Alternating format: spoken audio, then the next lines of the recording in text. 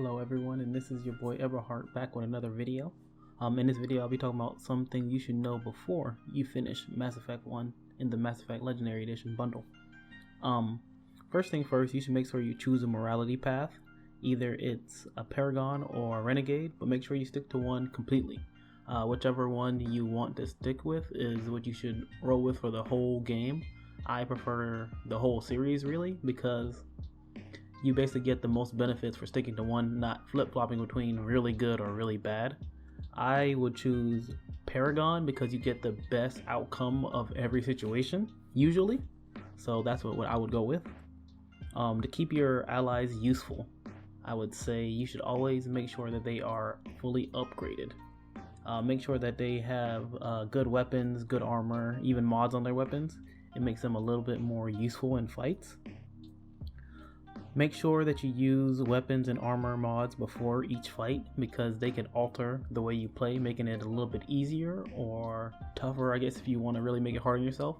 But mods can help you out more than you think. It's definitely like an afterthought when you're just kind of playing the game, but make sure that you always checking your mods and checking the fights so it could be a little bit easier for you as you progress through the game. If you want a great outcome, make sure that you finish Rex's side quest before you hit Vermeer. I won't leave any more spoilers than that, but make sure that you do his side mission before you get there.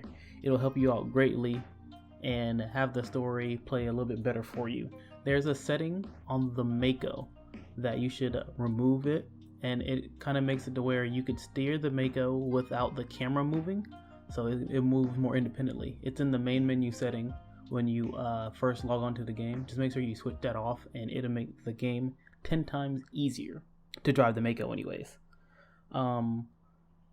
Make sure that you have teammates with very high hacking and decryption skills, because it helps you get into some places that you wouldn't be able to get into otherwise if you didn't have those teammates with you.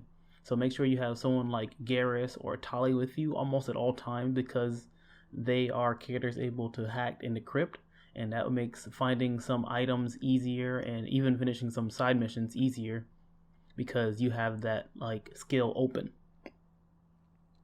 Make sure that you remember that now, since the remaster, there's a melee button in Mass Effect 1. I actually didn't use the melee as much, but it is there. It wasn't there before, and it's sometimes useful because it causes enemies to get knocked down. As long as you got their shields off, you could hit them and they instantly become easier targets to hit. And last thing that I could say to help you guys is that the Mako, when it flips over, is belly up. If you just tap the jet boost button, it will slowly flip the Mako back over to standing right side up. I didn't know that. It doesn't really give you a hint for that, but that's really it. There you go. Those are some small things you could do to make Mass Effect 1 in the Mass Effect Legendary Edition a little bit easier for you, or maybe some things that you didn't know. If I told you something that you didn't know and you learned something new, make sure you like, comment, and share under the video, and leave you some comments down below if there's any more hints or tips you could give people to make playing through the trilogy a little bit easier. Thank you so much for watching. Peace.